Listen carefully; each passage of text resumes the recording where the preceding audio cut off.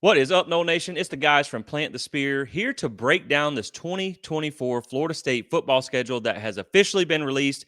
Only took a few days with the ACC, the way they do it, but we finally got it. I mean, of course, we already knew our opponents. Now we know the order, and it does make a difference. And to be honest, Michael, I got to say, man, I thought we were going to get, with everything that's been going on behind the scenes with FSU and the ACC, I thought we were going to get like the ultimate screw job. I thought you get like 6 road games in a row, Clemson and all that stuff. I think they actually did Florida State pretty straight up on this one. I Yeah. think this was a pretty decent schedule for them, and I'm excited to talk about it, man, because I think this is going to set us up for a good season in 2024. But before we get into it, how are you, my friend? And thank you for joining me. I'm doing great. Hey, we're in 2024. We're past all the 2023 is in the mirror. What a great season. What a terrible ending. But now we're ready to talk about what is 2024 and the schedule. I'm excited for the schedule. I think this sets up well for FSU to continue the climb and be incredibly successful, man. The schedule sets up very well for Florida State. Yeah, I think so too. And it's funny, like when again, we knew the opponents already, and then sometimes you just worry a little bit about how things shake out as far as the order of operations go, because I think it does make a difference. And there were some things in there, like we were talking before the show. I think if I had to give this schedule a rating between say 1 and 10 on a number scale, I'm probably falling somewhere between a 7 and 8 as far as Yeah. favorability to us, how much I like it. Yep. There's a couple of things in here that I would change. The first thing I will mention is, guys, keep in mind that the NCAA is moving to a 2 bye week schedule going forward, but we have a week 0 game. So that means that you get a third bye week this year. That's right. So that is something just to keep in mind with the game over in Ireland.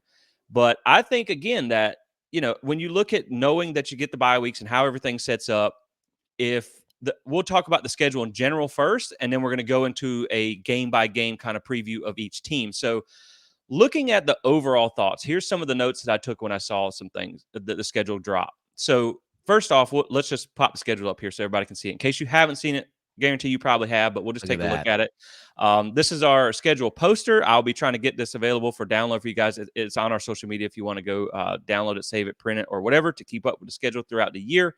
But the overall thoughts for me to begin with, you get 4 out of your 6 games, first 6 games are all at home. Now, Yep. I like that. And here's the thing.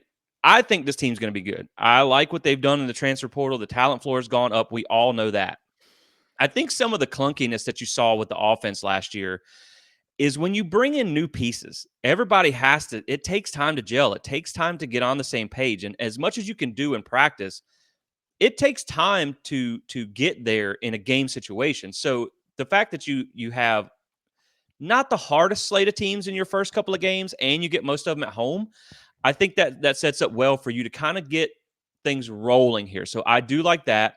I like that you don't have more than 2 road games back to back any point throughout the schedule. Yeah. And the 2 back to back road games that you have, one is in your home state Right. and the other is only in North Carolina. So it's That's not right. like you have a ton of travel. Like, that was another thing that I liked about the schedule. You don't go to Syracuse this year. You don't go to Boston this year. You don't go to any of the West Coast teams. That's right. You have Notre Dame and a trip to Dallas. Those are really your 2 far games, and they're not that they're very manageable.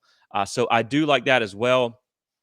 The only thing now, the knocks on the schedule, I would say, I think the BC game is a little bit close with having to travel internationally. I probably would have put it on that Saturday following, the Saturday of Labor Day week that it's on. It is on a Monday night on Labor Day. It gives you a few extra days, but you're coming back from international. I think Mike Norvell even said they were going to hang out a few extra days to let the team have that experience.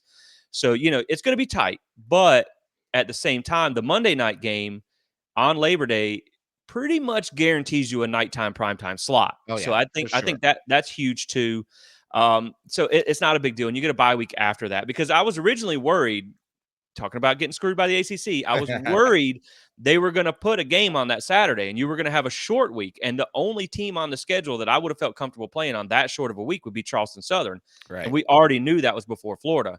And then the only 2 other things that I would have changed I would have preferred to have the bye weeks before Clemson and before Notre Dame than Yeah. after. But, I mean, that that might have been doing Florida State too many Too favors many favors. if they'd Yeah. have done that. But overall, man, I'll let you share some thoughts on the schedule. But I think overall, I think this one really sets up well. I think it's also, it doesn't necessarily matter, but I think it's also nice to know that your fate for the ACC title game will be decided by November 2nd after Yeah. that North Carolina game. So you'll Yep. know, You'll you'll know. know. And then so we'll talk some more about that because I think it is when you look at some of the bye weeks too. If you know, like the one after Notre Dame, almost kind of seems like a waste right before Charleston Southern. But let's just say hypothetically you're locked into that ACC title game. Right. Well, now you get a bye week and a kind of a tune-up game to one, prepare for Florida, and a Yep. two, prepare for that ACC title game. So to Yep. rest up and get ready for that because we know they were really banged up in that game last year. So overall, man, I give it about a 7 out of 8, 7 to 8 out of 10. I like the way it sets up, and I'll let you share some thoughts on it. But I think this is pretty about as good as you can ask for. Yeah. Yeah. I would say that I'm probably right there with you. I like the fact that playing that week 0 game again, we saw how beneficial that was when Florida State played the week 0 game and then played LSU in 2022 and how that really kind of set up the momentum for the season. And they really love that. Mike Norvell and that staff, they really love the opportunity to grab a week 0 game because you get that extra bye. So instead of 2 weeks, now you have 3 weeks. And I feel like the schedule, the buys are, again, the perfect scenario would have been right before Clemson, right before for Notre Dame. before Notre Dame. But I think they set up because you kind of the other school of thought would be, man, you don't want to stop playing if you're hot. Right. Right. If you're hot, you don't want to stop playing before you play your most important game. You want to play those games, Right. rest, then get back in the rhythm, play that important game again, then rest.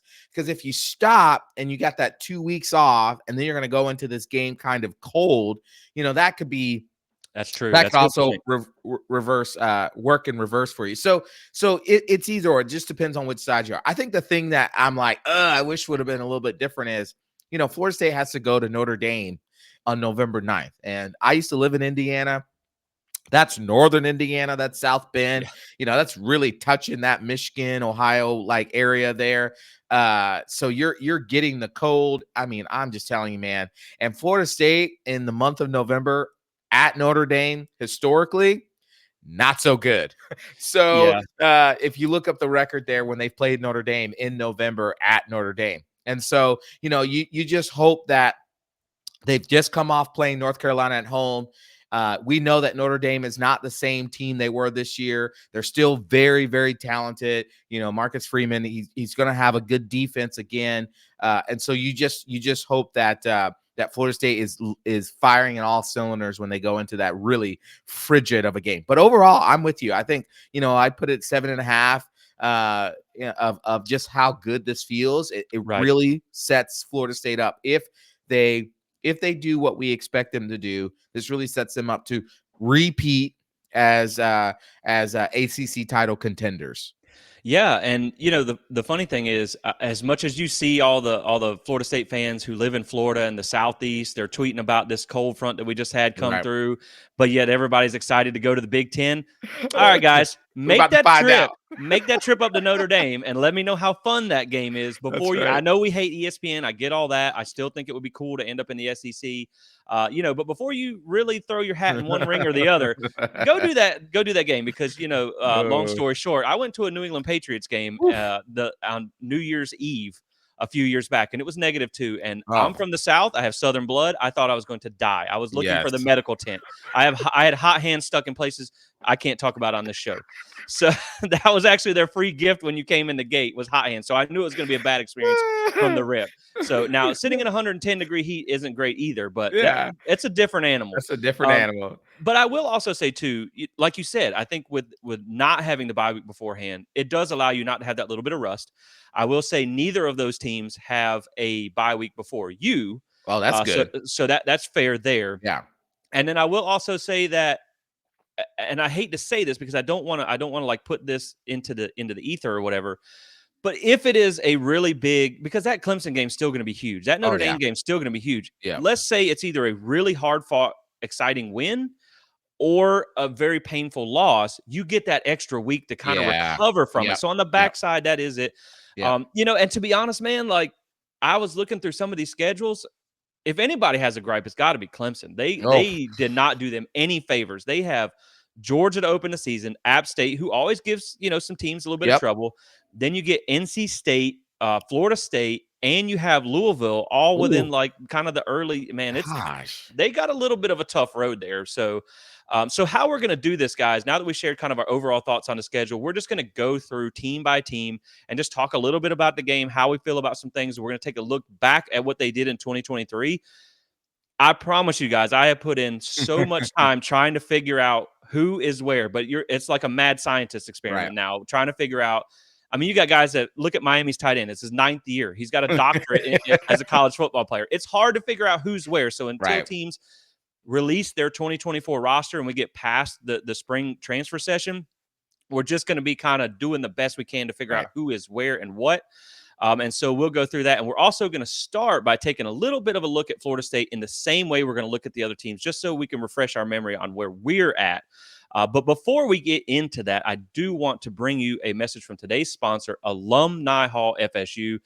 I want to let you guys know that they just moved to a new location. We've been kind of Let's hinting at go. this throughout the past few shows. They are all set up now. 1415 Timber Lane Road in the Market Square Shopping Center. Just a better location for them to be able to bring you all the FSU gear that you guys love. Go check them out. Visit their new location. Tell them we sent you. Use code SPEAR. Get 10% off your order. Or, of course, you can shop online. You can even shop online and pick up in store to make it Yep. nice and easy. So go check those guys out. They have a great rewards program and all that stuff. So thank you for supporting those that support us. That's Alumni Hall FSU, and the promo code is SPEAR. So, Michael, let's jump into this with a first look at – let's look in the mirror first. Let's look at All right. ourselves. So this is Florida State from last year. Now, we know things have changed. And here's the thing when we look at these going forward. Here's what really stands out when you go through some of these numbers. A lot of this stuff is going to change because, like, Florida State, we have no doubt that we know that they've lost a lot of offensive production. But when you see this transfer class rank, that changes things. Now, you'll see some of the other teams that didn't bring in things to the level of Florida State. So it may be more similar to what they did the year before. So we know that Florida State lost a lot, but they brought in a lot, and that can make up for it. So 13-1, obviously, we know last year was the record. 9-0 in the ACC. They went 6-0 at home, 5-0 on the road, excluding the bowl game, of course. 2023 team talent rank, Florida State was number 20, which, again, we've talked about this in the past. Yeah. It's impressive what Mike Norvell has been able to do at Yeah. Florida State when he has not yet had a team rank in the top 15 of the 247 team composite talent ranking. So he's been able to do a lot with not the most talented roster, which is not Correct. what you see at like Florida or Miami. And we're going to talk about that in another show because I got some interesting notes on that. 18th in scoring offense, 34.6 points per game. I have out here this PTB stat. Next to it is prior to the bowl game because we know Yeah. that thing Right. skewed everything there, averaging about 37 points a game before the bowl.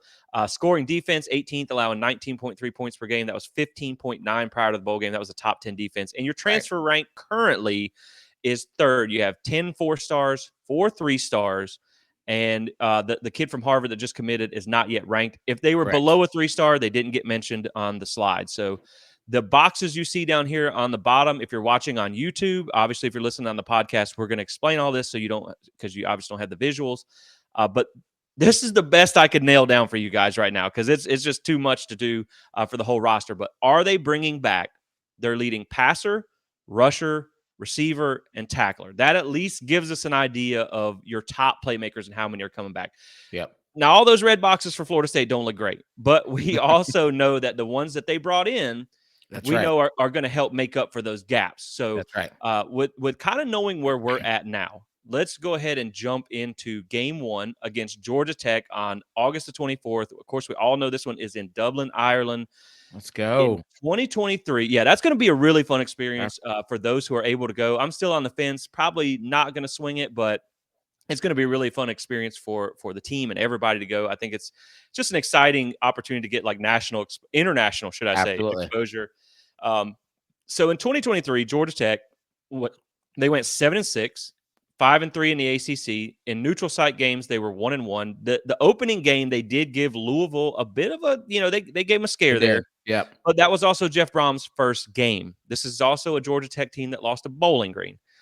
So their team talent rank last year was 36. Their scoring offense was 43rd, averaging 31.1 points per game. Scoring defense was not very good, 97th, giving up 29.5 points per game. Transfer class rank is currently at 54th with 9 3-star transfers. I updated all this information last night, so it is current as of January 26th. Here, to me, Michael, is what makes this game a little trickier probably than people are giving them credit for. They do bring back almost their entire offense. They bring back their leading passer, leading rusher, both. I don't have it on here, but both of their leading receivers. They bring back 4 out of 5 offensive linemen, unless they lose Yep. someone in the spring. And then they bring back their leading tackler. So on offense, it is not because a quarterback change, depending on who you get out of the portal or who you got, it can always be a question mark. But they Right. bring in Haynes King, formerly of Texas A&M. He was a high-ranked guy under Jimbo. No one really does great under Jimbo Unless since your name James. is Jameis Winston, yeah. Exactly. So it is year 2 under him. So I think that Georgia Tech is probably going to be a little bit better than people give them credit for. That offense returns a ton of production. It's whether they can find some defense or not. Now, you see the gap in the talent in the transfer. Yeah. They're 36, you were 20th. They're like in the 50s in their transfer class, you're 3rd. So Right. you started higher and you restocked better. So Right. you should win. I think you'll have to pardon me on this because I don't remember, but I think they opened up somewhere around a 2-touchdown favorite over Georgia Yeah, I Tech. thought I saw that too. Yeah. So I think this is a game that you feel good about, that you can win. But I still think this game, just being game 1 with a lot of transfers, we saw how the continuity paid off for Florida State last year when you returned all that production. I think just game 1, getting through some things, it could be a little bit trickier than people think, but I still think this is the game you feel good about winning. Yeah, absolutely. Yeah, I think so. I look at this Georgia Tech team, and Haynes King. Yes, it's his second year. He threw 27 touchdowns, last season, but man, he threw 16 interceptions. Yeah. That offense was consistent and then inconsistent. It was very inconsistent. Right. They beat Miami because Miami make it Right. of the most bonehead plays when they Yeah. should have lost to Miami. So we do have to take that into account. They should Right. have lost that game. That game was lost until Miami didn't take a knee, right?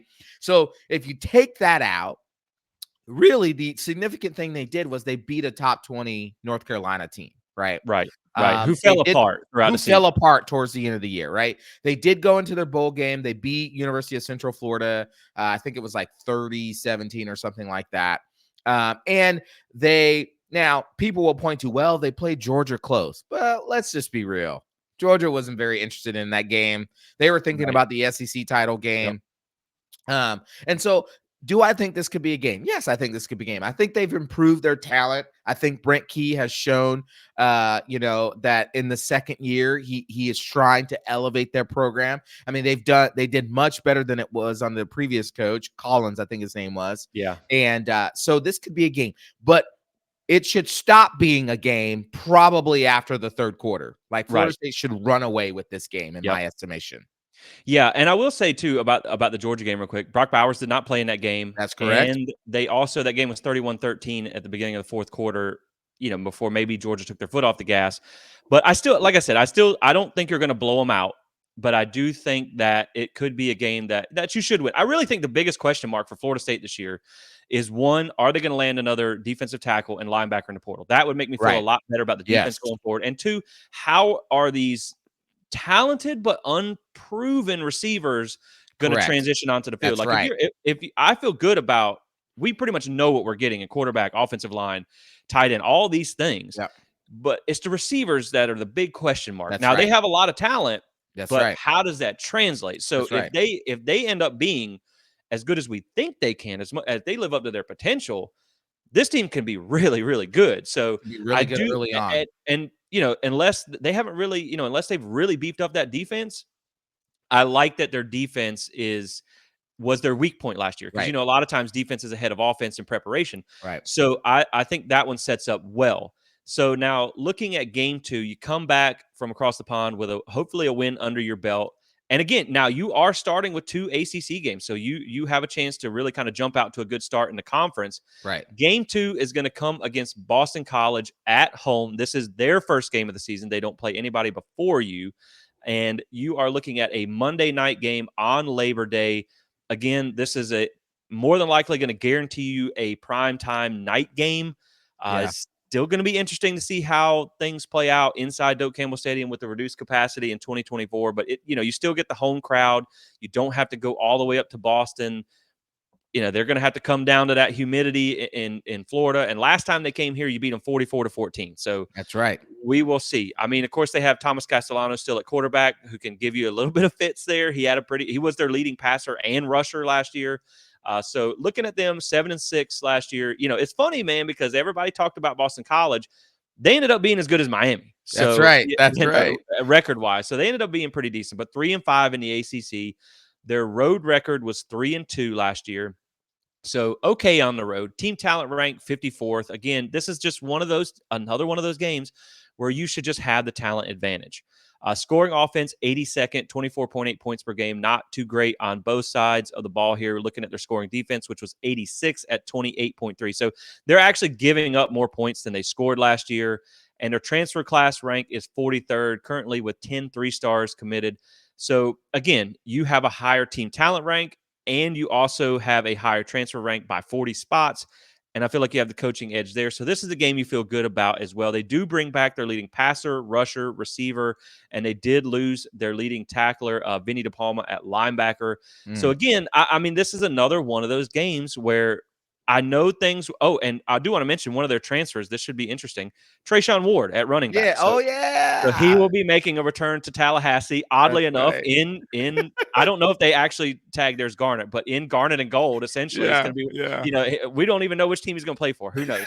Uh, because he could. Hopefully we. Who knows? Right, Yeah. but it might get confusing. You might forget he's not on your team. But the thing is, like, they did lose. I do know that they lost Christian Mahogany, their best Yep. offensive lineman, their guard. Phil Garwo, the running back, who's really been good for them, didn't had a down year last year. He's out as well. They also lost some pieces off the defense, but this is a team that you the only hangup for me on this one is coming off the international travel from Ireland, but you get a couple extra days with it Yeah. being the Monday night game. You have the week off afterwards. So, you can kind of let it all hang out. You have the 2 games and kind of a tight window when you talk about the travel factor, but then you get a week to kind of rest up and heal up there. But I think this is, again, you're more talented, you have a coaching edge, and you've done better in the transfer portal. You'll already have a game under your belt where they will not. To me, this is another winnable game for Florida State. That's right. Oh yeah. I really believe that And I Florida don't State. think it's going to be a 2-point game again. I don't think, like, we know the flu had something to do with that. The red bandana game, you take all that out. I think Right.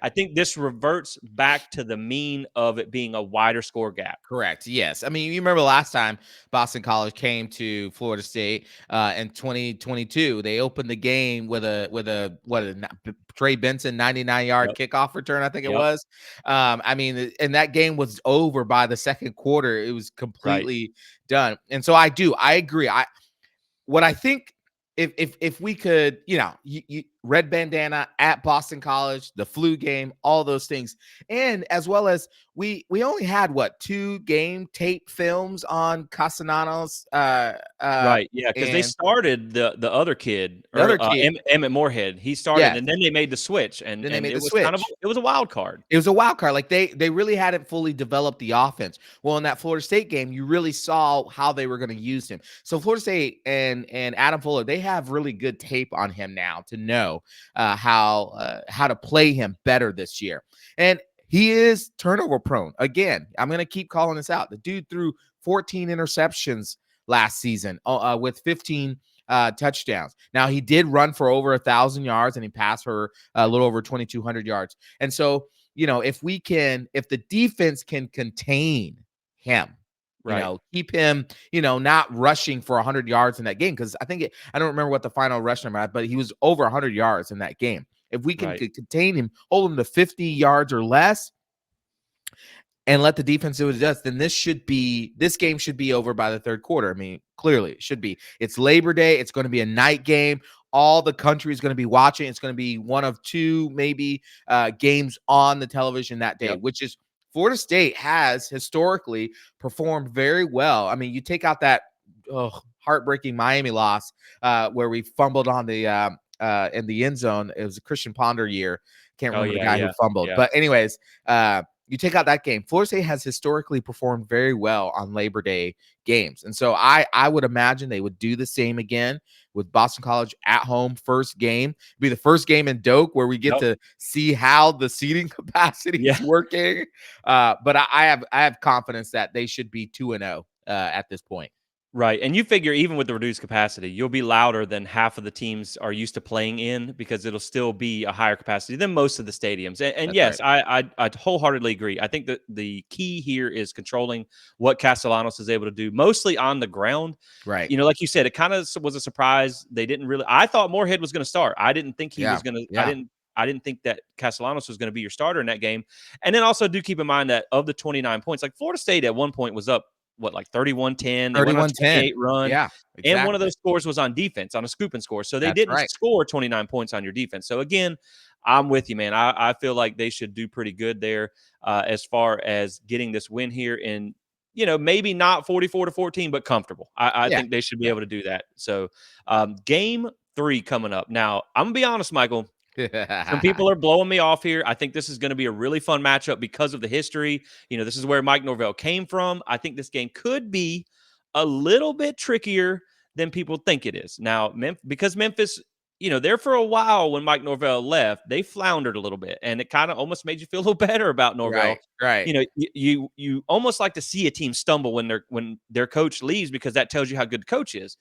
And so, game 3 against Memphis, this is going to be coming off of a bye week. I do want to mention that first. The Saturday, I guess in a sense, a bye week because you play on that Monday, but a Saturday bye week, the 7th of September 7th. So you will be coming off a bye week. You get extra time to prepare. It is at home on September 14th. Now, Memphis, the reason I say this game is a little bit trickier, they did good last year, 10-3, 6-2 in their conference.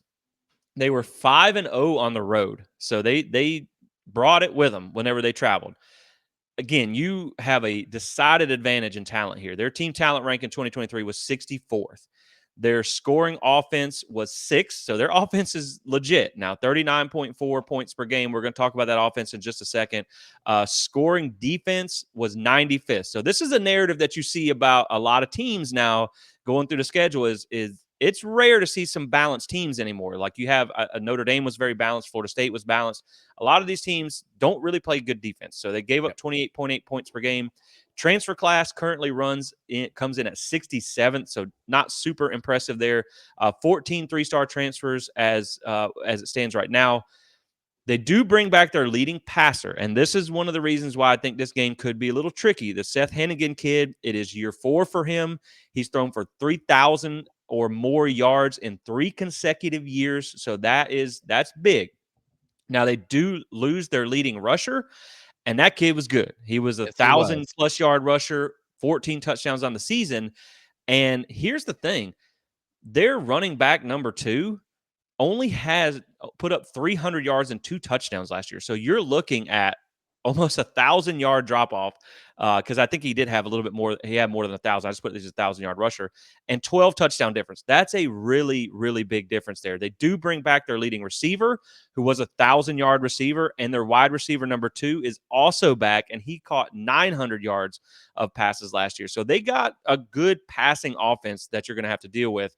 And then, of course, their leading tackler does come back as well. They did lose, like I said, they lost a couple of pieces. I'm not going to say Yeah. that they didn't lose anybody, and you have a decided talent advantage. But the one thing that I mentioned this before, and people kind of blew me off on why this game could be tough. Keep in mind, this is the same Memphis team. Now, I'll be honest. I think Missouri last year, they gave Georgia a little bit of a run. It was a close game. I think it was 8 points in the end. They also barely beat, like, I think it was Eastern Kentucky. So they had some close That's games right. there.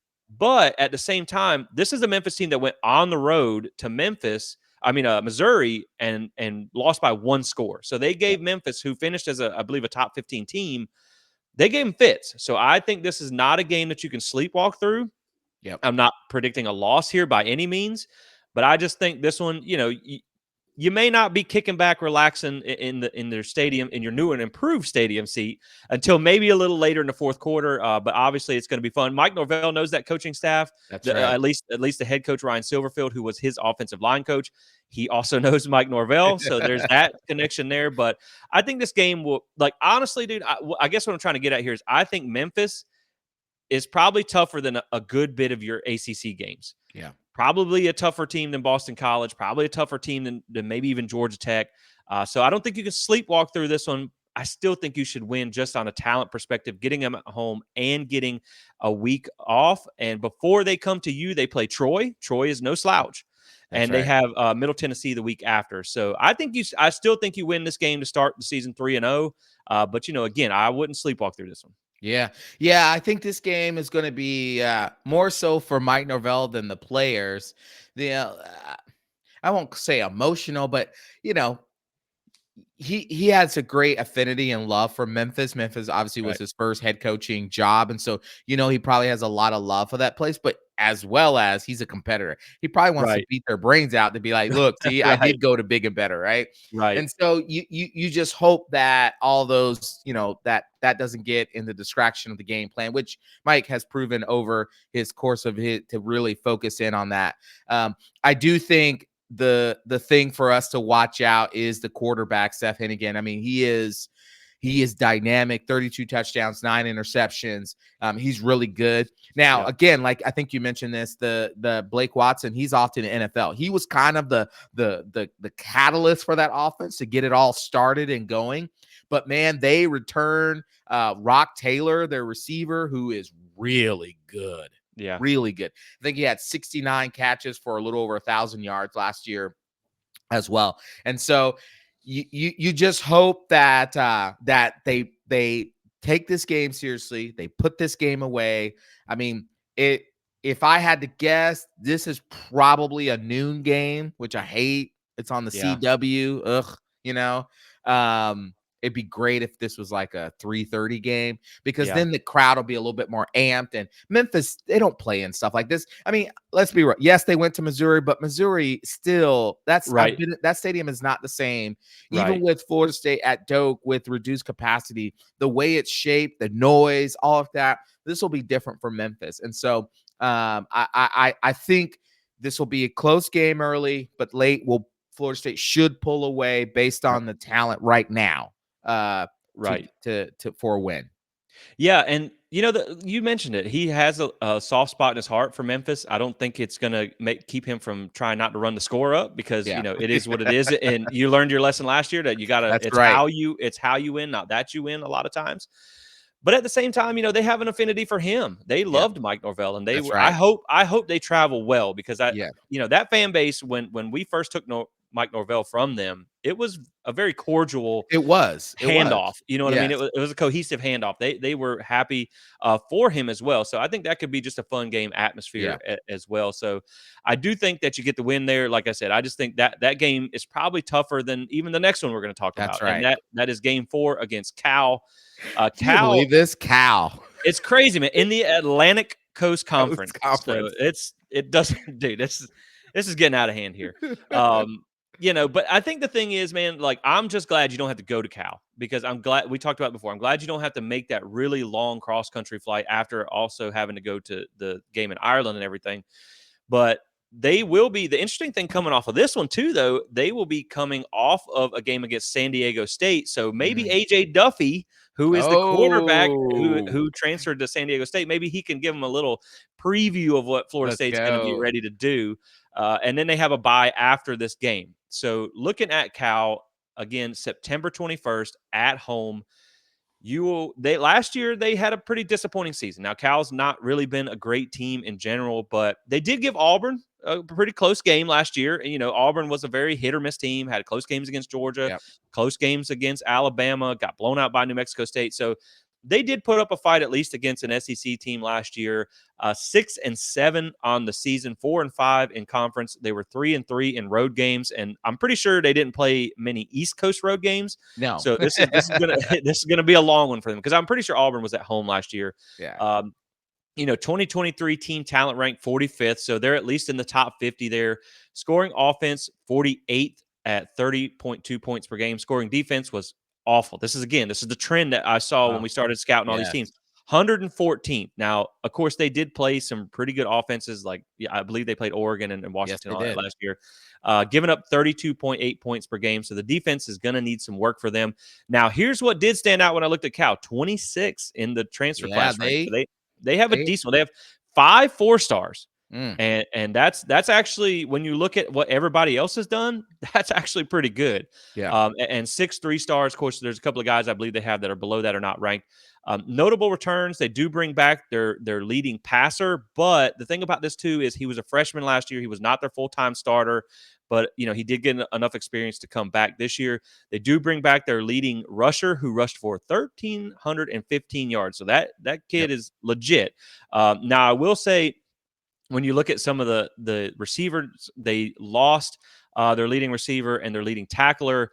But this is, again, man, this is a game that you get at home. They're coming all the way from the West Coast. They Right. weren't very good last year.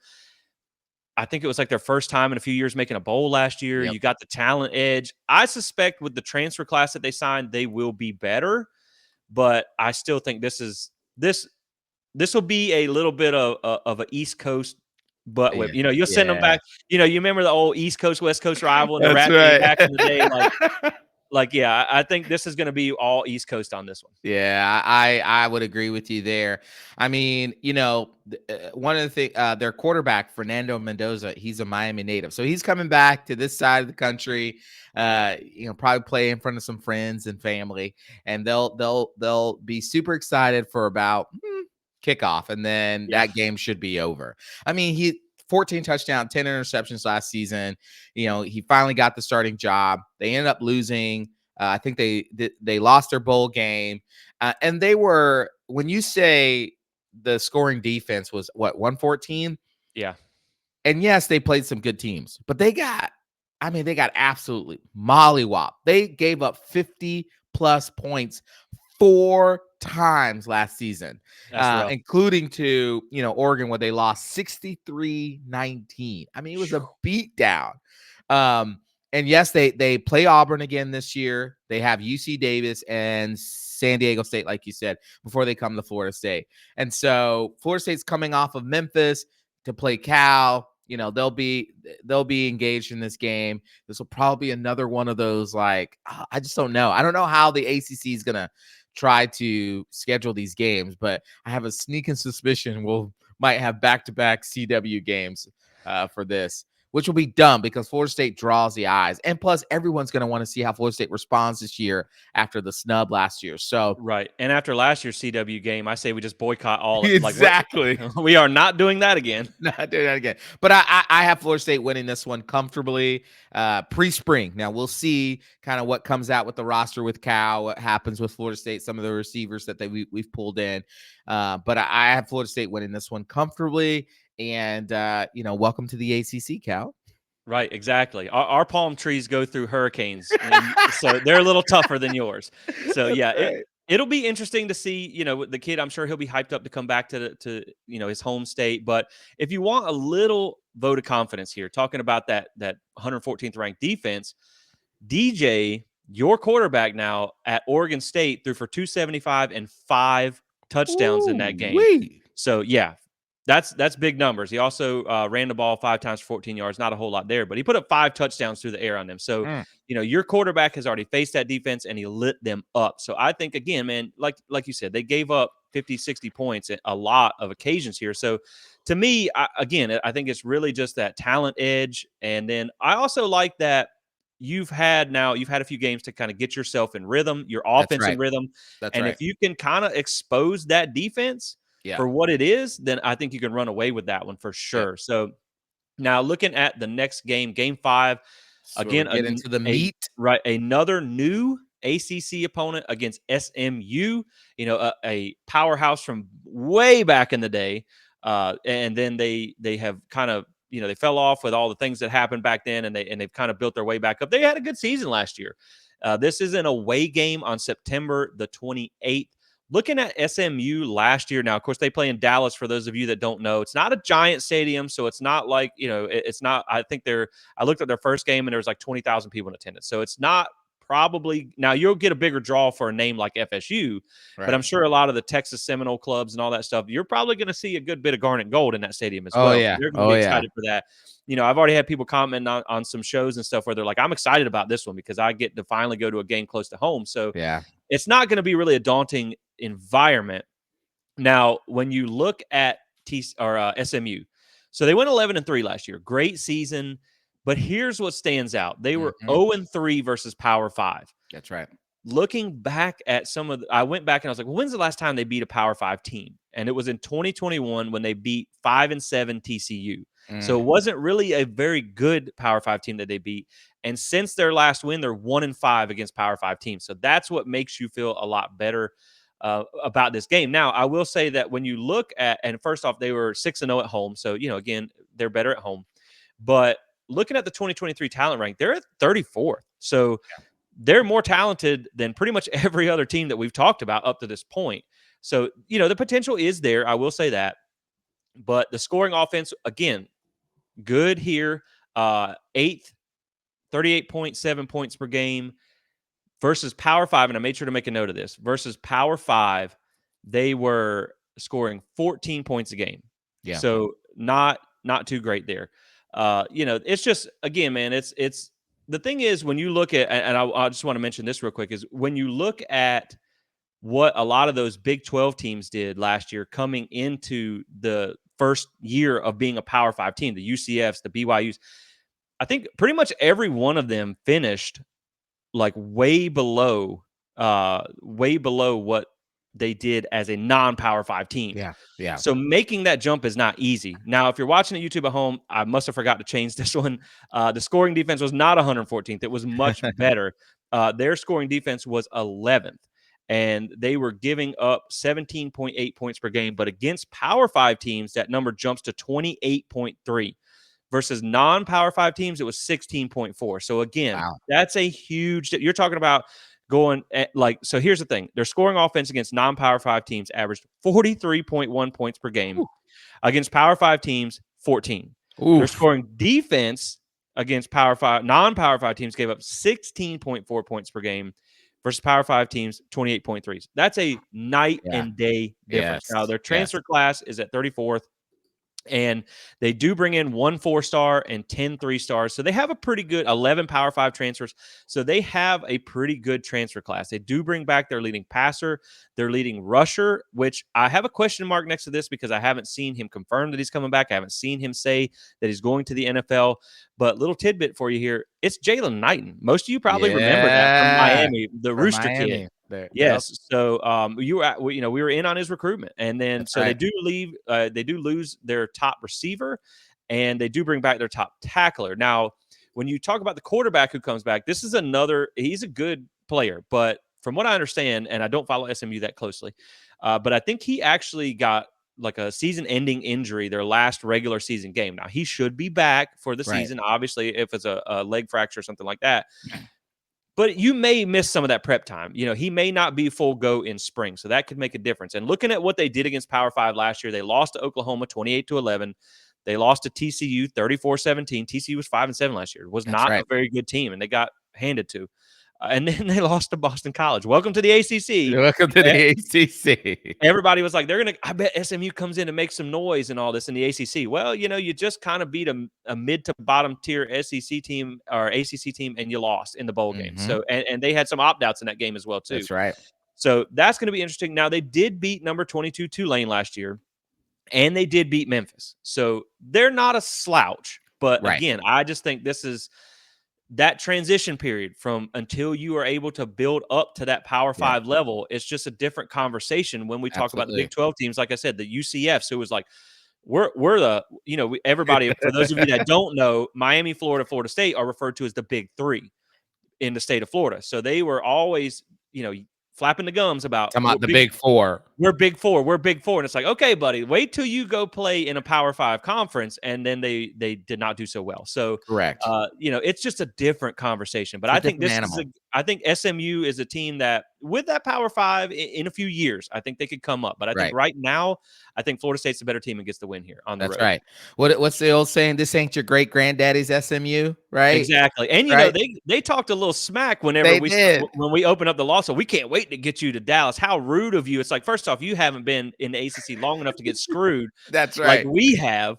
So just wait. But they think they got something coming for us in Dallas, and I think they're going to be in for a rude awakening. That's right. This ain't your great granddaddy's SMU. If you've never seen that 30 for 30 with called the Pony Express, you should go watch it. Yeah, SMU used to be, like you said, back in the day, a powerhouse. You ain't one now. right. And Florida That State foundation coming. got termites. Yeah, that's right. That's right. That's right. The death penalty sent you back down. I mean, they do return their like you said, they do return Preston Stone, their quarterback. I think he was injured in that game against Boston College, so he couldn't play in that game. And so, but they lost that game. You're right. He threw 28 touchdowns, 6 interceptions. I mean, so their offense is going to be impressive. Rhett Lashley, did I say that correct? Yeah. Lashley, Lashley, yeah. who was the former offensive coordinator at Miami, who did give Florida State some trouble. Let's Who not they forget should have that. kept in They Miami. should have kept in Miami. You're right. And so he's going to have a good game plan. Adam Fuller and that defense is familiar with him, and so there'll be it won't be so foreign. You're not playing a team that you've never seen before because the coordinator, you've played against that coordinator. So that should familiarity breeds an opportunity to play well against them. So you'll see that as well. That defense, I mean, you're right. They played really well against non-Power 5 teams, right? Right. But when they played Power 5 teams, I mean, they gave up 17 points to both Oklahoma and a terrible TCU team. I'm sorry, they got beat by 17 points by Oklahoma and a terrible TCU team. So now here's what I'm saying. I think Florida State should win this game, but I wouldn't be surprised if Florida State is in a dogfight in the fourth quarter against them. I'm not saying it's going to be the whole fourth quarter is going to come down to a field goal kick or a last second touchdown or something like that. But I think probably midway in the fourth quarter, we might be sweating a little bit. Yeah. I could see that too because one, this is your first true road game. That's right. Because Ireland is it's obviously a neutral site. It's just kind of a crapshoot of who shows up has the most fans that travel. Most people are going to cheer for both teams because they don't recognize either one. But this will be your first true road game. It's not a big environment like we talked about. And for what it's worth, if you believe in look ahead games and whatnot, you have Clemson come to town next week. So that's an interesting one. Now, I will say they have TCU the week before, and then they have Louisville the week after. Oof. So that could be a tough stretch for them. TCU's not really that great, but they did beat them 34-17, like we mentioned last year. So that could be a tough stretch for them. Yeah, that's not going to be an easy stretch for them. And yeah, as you mentioned, Florida State is going to, inherently be thinking about Clemson. That's coming back to Doak the following week after that. So of course, this is if there's a trap game of trap games, yes, this is the one on the schedule, right? Yeah, I totally agree with that. I still think that you'll be able to get things done. Yeah. But like you said, I think it could be closer just being on the road, your first road game, Right. and a potential trap game with Clemson coming the next week. Right. It sets up.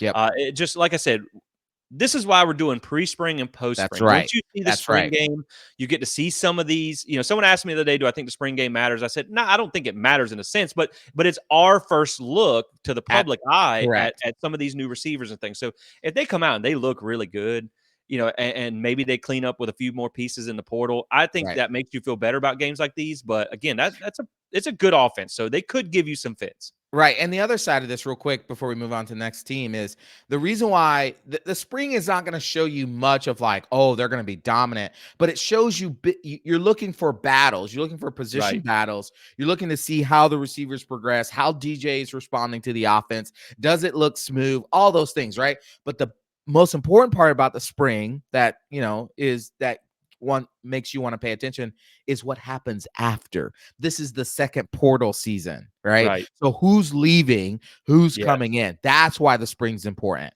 That part, because you're still gonna have people that are gonna hit the door because you're over Correct. the scholarship limit. Now, That's again, right. we've talked about with NIL, you can basically have kids as a PWO and you can pay their Right. scholarship away, but you're gonna have some people who aren't gonna be starters that are gonna find the That's door. right. So, and then like, you just want to see things like you don't want maybe a guy like Earl Little Jr., who we think is going to be an amazing DB for you. If he Right. goes out there and gets smokes for 3 touchdowns in the spring game, Correct. okay, we Now might you're need to worried. temper, yeah, we need to temper expectations. But if you see, again, if you just see, like you said, if you see DJ and the new receivers firing on all cylinders, we're cooking this year, so we That's got right. something to go with. And speaking of DJU, let's talk about a game that I think is going to Let's be talk about it. the one of the funnest games, one of the biggest games of the year, just because again, like it's a crazy year, man. You got a game where your head coach faces his old team, your Yep. new quarterback faces his old team. Like college football is gone. This is college football gone wild. So like it's going to be exciting, man. But looking at this Clemson game, you get them at home, Mm, huge, huge, huge, huge. You get them at huge. home because I'll jump and then we'll jump back. Remember this last year, the away was 2-3 on the road. Yeah, they And were. so they got absolutely smoked by Duke in game 1. Oh gosh, So yeah. that was when you knew things had come to roost for Clemson there a little bit. So game 6 against Clemson, October 5th at home in Doak Campbell Stadium. Did you see the emoji? I just saw the emoji. I was wondering what you were laughing about. So for those of you on the podcast that can't see on YouTube, we'll get there eventually. I have the transfer class rank, and for Clemson, I just put a laughing emoji because it's Dabo doing Dabo things. He just That's doesn't. right. It's just I don't even know what to say about that. So I just decided to have a little fun with that. So yeah, I mean this one is still here's what stands out with Clemson. So first off, you get them outside That's of Death right. Valley. Now you That's were right. able to go knock them off Oof. in Death Valley. And keep in mind, last year they beat Notre Dame, they beat That's North right. Carolina. You were the only team to beat them in Death Valley last year. That's They're right. good at home. They are a different team on the road. 9-4, 4-4 in the ACC, 2-3 in road games. Here's why Clemson is still a dangerous game. Mm. 2023 team talent ranked 5th. Fifth. That Gosh. roster is Oof. still loaded. Now, Stacked. their offense has taken a big step back. Yeah. 52nd scoring offense, 29.8 points per game. We know that Cade Klubnik is one of those guys that he came in as a talented prospect, That's right. but he is a turnover machine. And so Yep. unless they get that fixed, they're in trouble because they don't really have anyone else to go to at this point.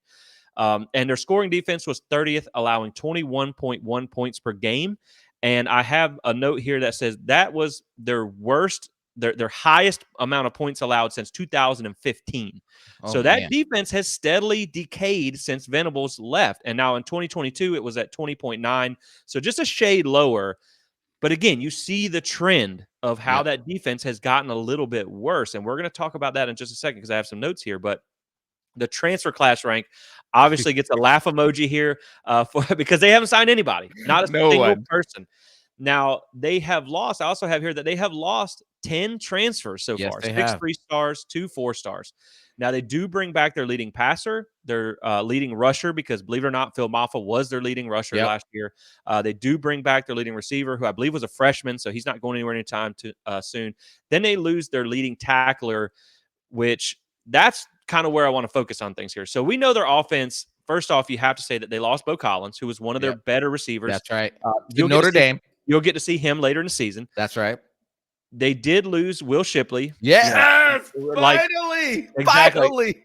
Like that dude's got probably kids and a mortgage now. He's got to go get a real job.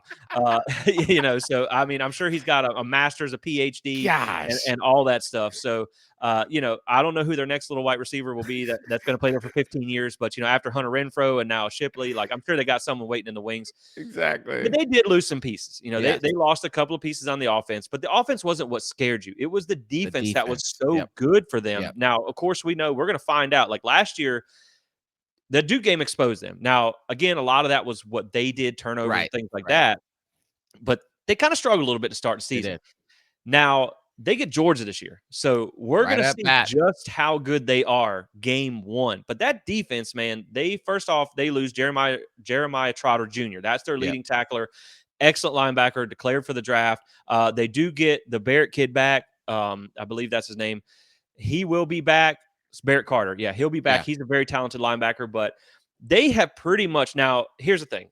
Clemson, when you talk about the team talent rank, they have recruited. They are going to replace most. This is another reason why they don't really go to the portal. They are still replacing 4 and 5 stars with 4 and 5 stars. They Yeah. still have a very high blue chip ratio. I mean, you don't see Georgia do a lot in the transfer portal. You didn't see Alabama do a Right. lot, but they did something. Clemson does Right. nothing in the Right. portal. But they have lost basically their entire starting defensive line, their best linebacker. They've lost, I think, 3 cornerbacks and at least 1 or 2 of their safeties. So, or their second or third best safety when you talk about Makuba. So that defense has a lot of pieces to replace. And you're Right. also talking about a defense that's kind of decayed a little bit, like we That's talked right. about. So if it just, for me, Clemson this year is going to be, can Klubnik not be a turnover machine?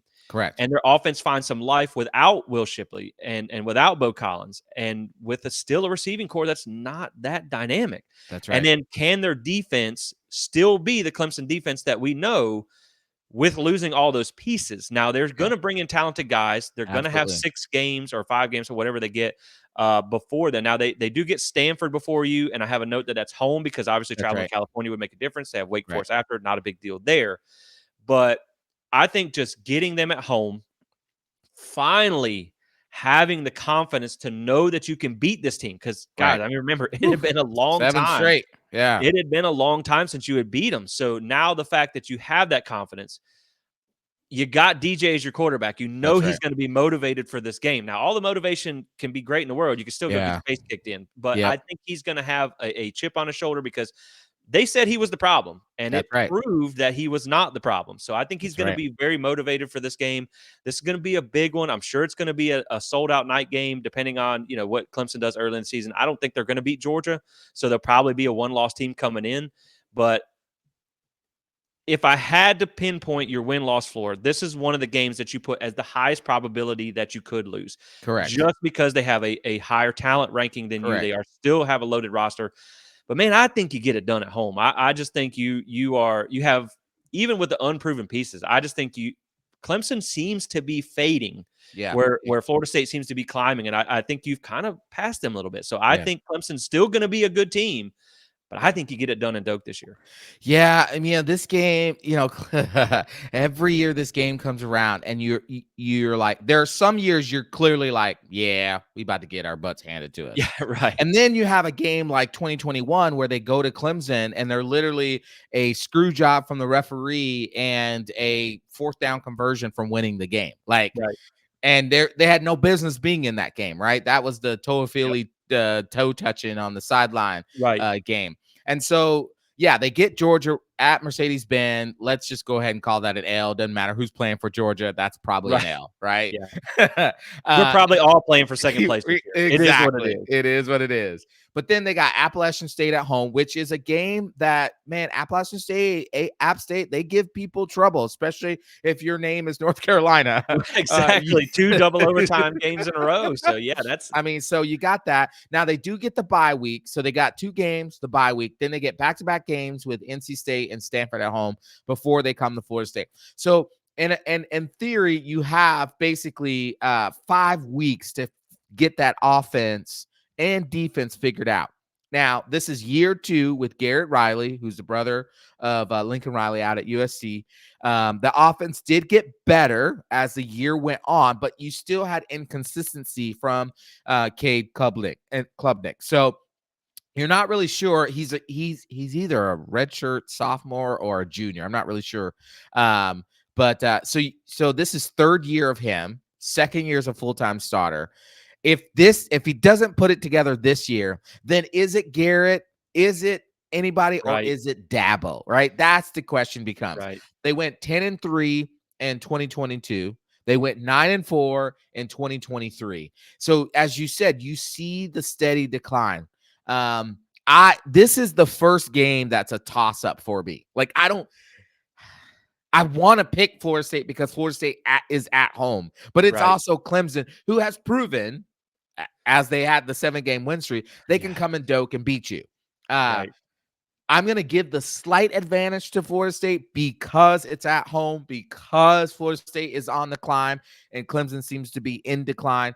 I mean, I remember listening late December, early January about the Clemson people, the Clemson media, saying that they felt like this was the year that Dabo was going to take advantage of the transfer portal. It wasn't going to be as much, but kind of like in the veins of Georgia and Alabama, they look for Right. that 1 to 4, immediate impact players, but they've done nothing. And Right. so Like, I don't know if they're waiting for the spring to do that, but if not, then I mean, yeah, if they you're could go back out at it and get again. if they could go out and get a wide receiver, I mean, it Yeah, changes their entire perspective. yeah, But it's still crickets, and that's so right. I love it. I love it. Don't I Dabo, love it. don't go get anybody, please. I do think Klubnik is a true sophomore because I think I remember his first year he was a true freshman and he looked like a true freshman in some of those games, but still it didn't seem to get a lot better throughout the season last Okay. year. So Okay. it will be interesting to see, like you said, who's going to be to blame here because That's right. since Dabo's not had a really high level quarterback, the success has kind of weaned there. Now I will be at that Clemson game. I know that one's going to be huge. I can't wait for that one. That's exciting. So He's listed as a junior. Yeah, so he's a real junior. junior. He's a true junior. I Yeah. told you guys it is. Oh, this year, this year. This year. Last year Yeah. was a Yeah. sophomore year. So this Yeah. is it's so Yeah. hard to keep up with. It's I'm so hard. so ready for these COVID years to be done with. I know. I I don't know know. who's coming or going. So the next one after that, you do get a bye week after the Yes. Clemson game. So again, like Which we is said, good. if it's a huge win or an emotional loss or whatever the case may be, you get that week to kind of rebound before you go to back-to-back road games. And your first one is against the Duke Blue Devils in Durham, North Carolina.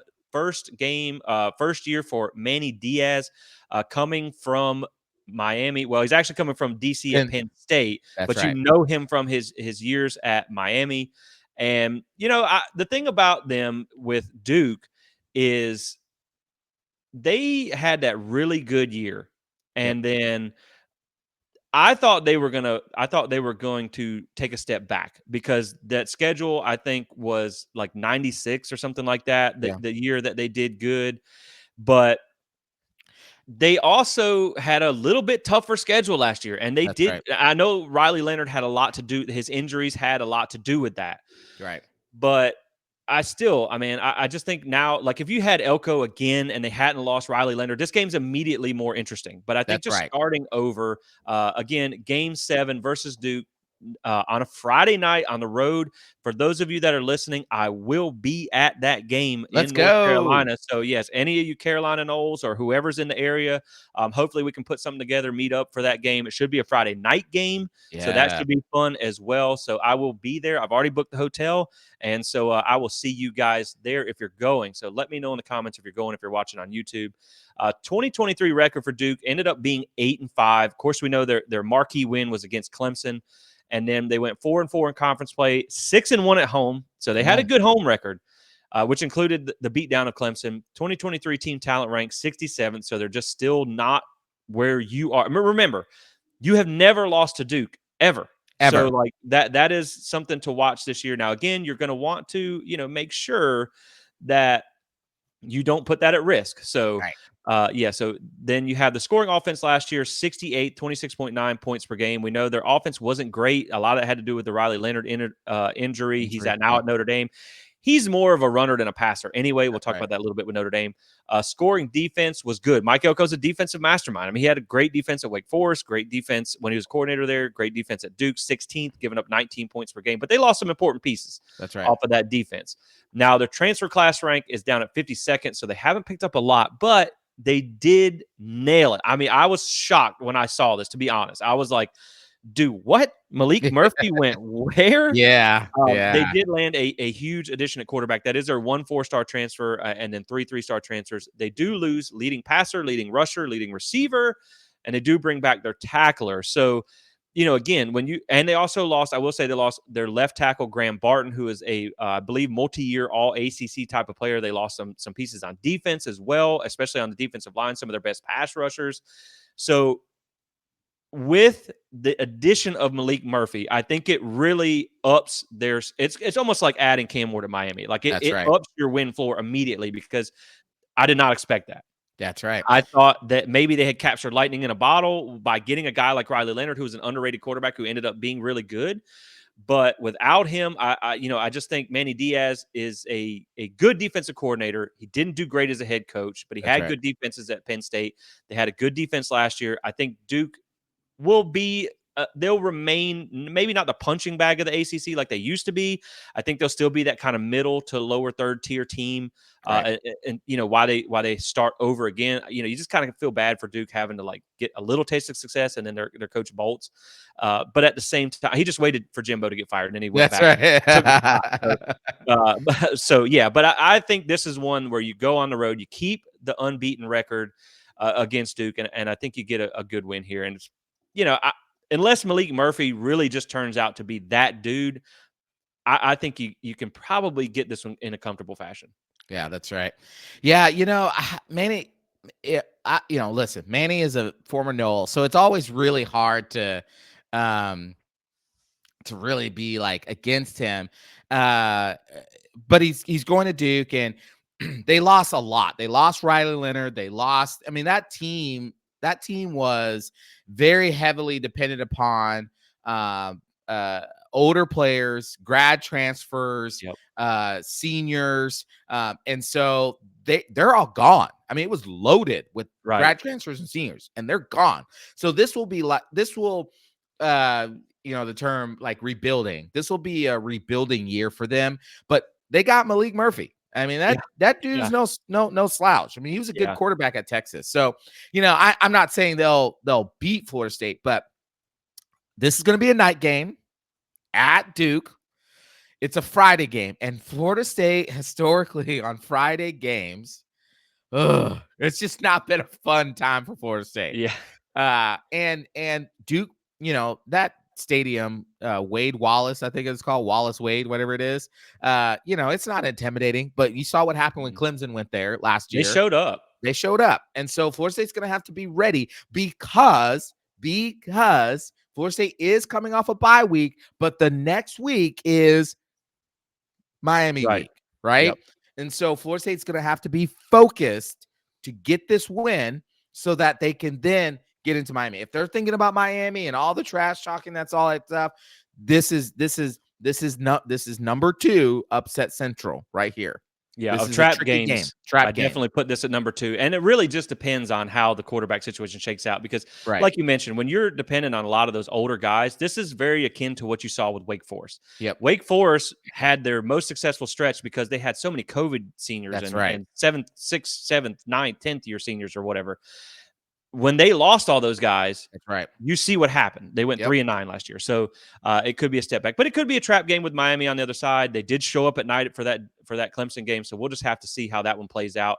But speaking of, you kind of led us into this one. The next game coming up, big one. This is again your only set of back-to-back road games, and at least they're relatively close. But game 8 comes against Miami. Now, it is on October the 26th. Of Yep. course, it's down in Doak South. We know that. That's right. 2023 record 7-6. So again, it's an improvement from 5-7, but again, it's not where they should be for the amount of talent that they have. 3-5 in ACC play, 5-2 at home. 2023 team talent rank was 12th. Scoring offense was 39th at 31.5 points per game. Scoring defense, 44th, 22.8 points per game allowed. Transfer rank is currently at 29th, 1 4-star. And everyone talks about all the recruiting prowess, but they sign a lot of 3-stars at Miami. That really jacks up some of their classes. So 9 3-stars there. They do lose their leading passer, but the guy that they replace him with is probably better than what they lost. They do bring back their leading rusher, which was not really a game changer for them. Restrepo, their leading receiver, does come back, and then they do bring back their leading tackler. Here's the thing about this Miami game, talking about tough stretches. They go to Louisville before Florida State. Now, Louisville has killed it in the portal. So Right. I think they're going to be really good. I actually have changed who I think is probably going to be an ACC championship. I thought maybe Virginia Tech had an outside shot to begin with. I still think they do. They return a lot. But, man, Louisville really loaded up. So I think they could be back there. And then the week after, they get Duke. So they get 2 rivalry games in a row there because, that annual Miami-Duke rivalry has become a thing. But they did lose one of their better running back. I called him RB3 based on production, but he was within 150 yards of running back 1. So they lost a little bit of depth there. They did lose their 3rd and 4th wide receiver. They lost 2 offensive linemen. So there's a little bit of question marks on the offense there. On the defense, they lost both safeties a starting defensive tackle and a starting cornerback. So that, but again, man, this really, when I look at Miami, obviously Cam Ward raises their ceiling for sure.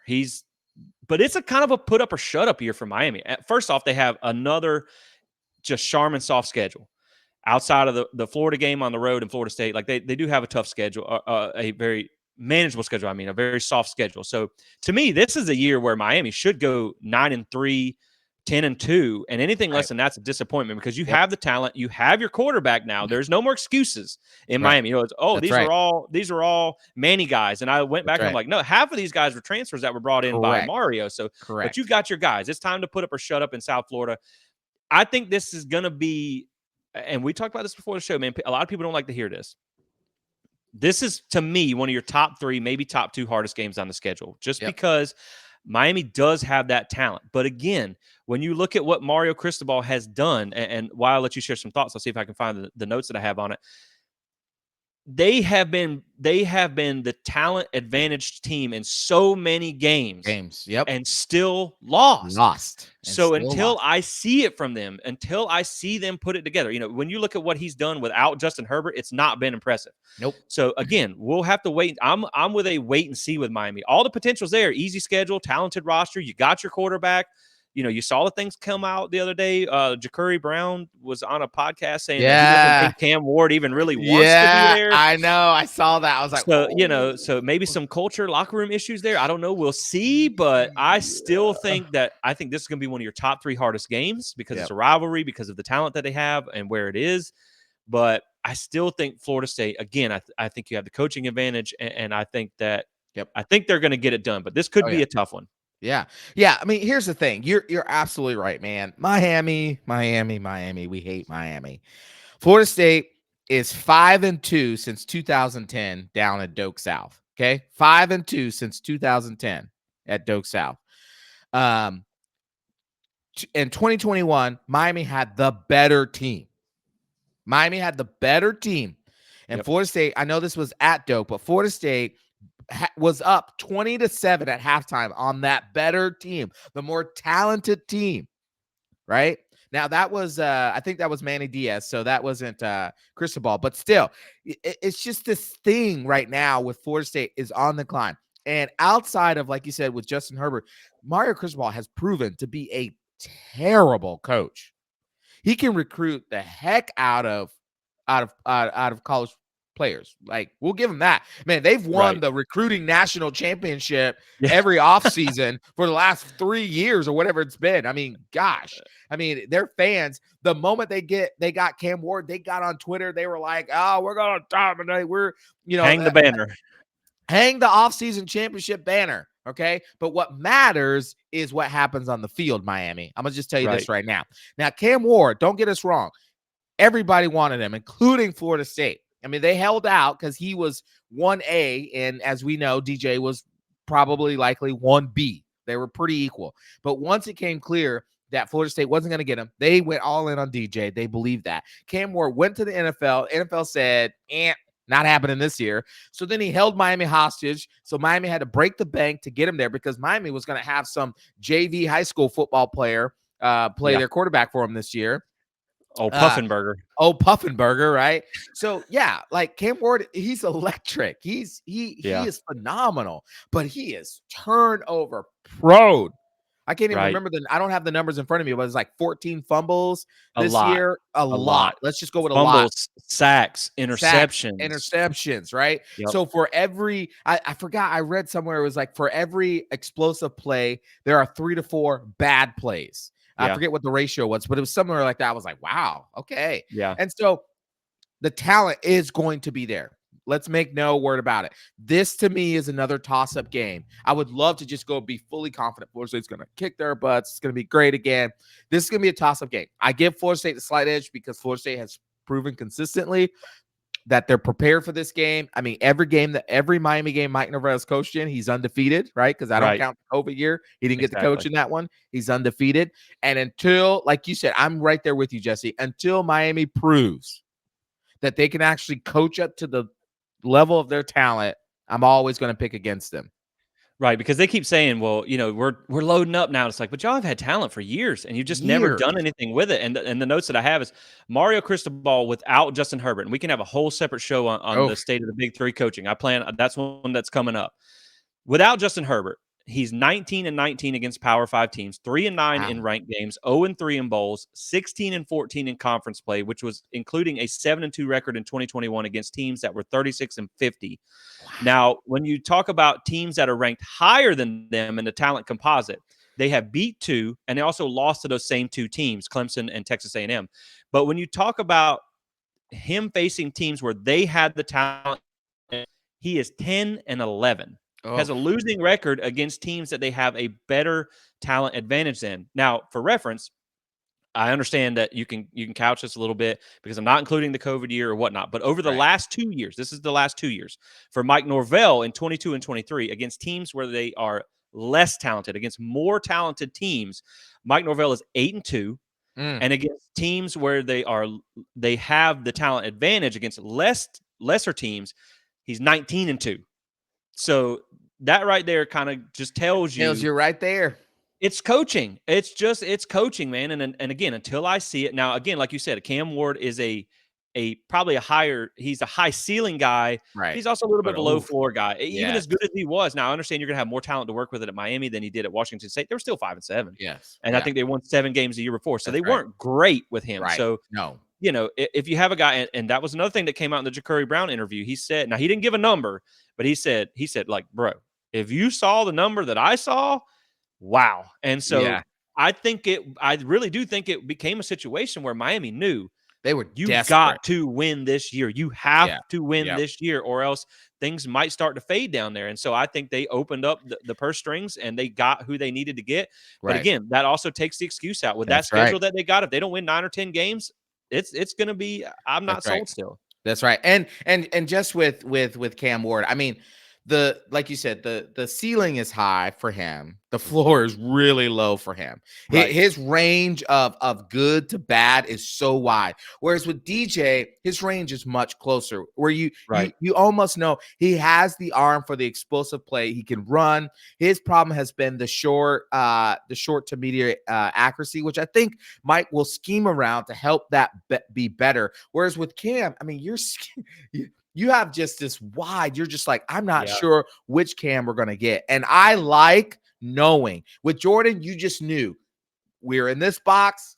We're gonna be good. I like that with DJ. And Miami's got some stuff to figure out, and to have that of a wide range of floor to ceiling with a quarterback with Yeah. somebody who has proven to be who has ruined quarterbacks. Yeah. Yeah. Yeah, why did you come back to Miami to improve your draft stock? That's Exactly. it's insane. He came back for money, but it'll be interesting to see. I mean, he could certainly win you games, and that's the Correct. dangerous part with him. But he could also lose you games by Yep. turnovers and sacks and all that thing. So Miami's going to be a wild card this year. It'll be interesting to see. We'll see how things play out after spring. But it's a loaded roster. They have a good defensive line and all that stuff. So we'll see. We'll visit that more later on. But now the next team coming up is your last ACC home game, Yep. Yep. and that is Game 9 against UNC at home. Drake May off to the NFL. That Thank makes you you. feel a heck of a lot better about this game. November 2nd, like we said, at home, 2023 record 8-5. Again, just another Mac Brown special of a year where it looks like they have the talent. Again, look at this talent rank 17th. They were more talented than Florida State and went 8-5. 4-4 in ACC play, road games. This also gave me a little bit of vote of confidence here. 1-3 in away games.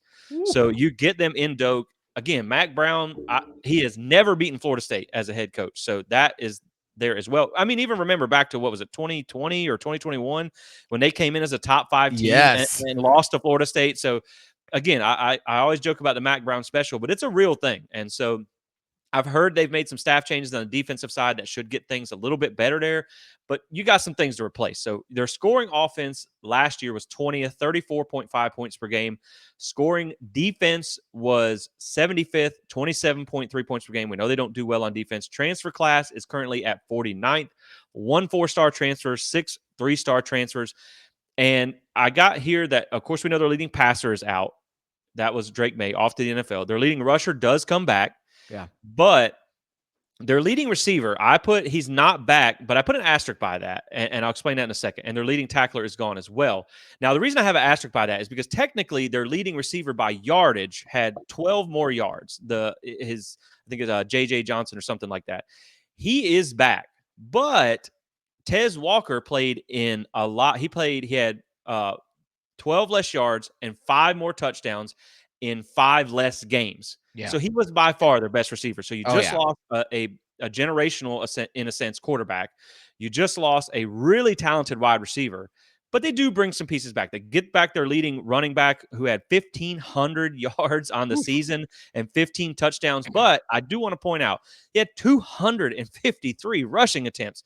Trey Benson, for reference, and Toa Philly combined had 225. Mm. So, there's UNC again. Now, they do bring in Max Johnson, who is probably going to be their starting quarterback. Yeah. Very likely. I mean, he's got some talent, but he's never really put it together on the field a No. whole lot. So Carolina's going to be a lot of guesswork this year. Yeah. They go to UVA before you. They get a That's bye right. week after. This is game 9 for Florida State. It's later in the season. You'll kind of know who and what North Carolina is. Yeah. They've done pretty well with recruiting and stuff like that, but I just still, and you look at the team talent rank. It's for Yeah. 2023. We don't know what it's going to be for 2024 yet. It's close. So they're close in talent. They didn't quite do what you did in the portal, but man, it just comes down to it's almost like Miami. Yep. All the hype in the world for North Carolina does not translate to their final season record. They just Yep. still keep losing unexplainable games. And so Yes. it's going to be interesting to see how North Carolina plays out, but I still feel good about winning this game. Yeah. Yeah.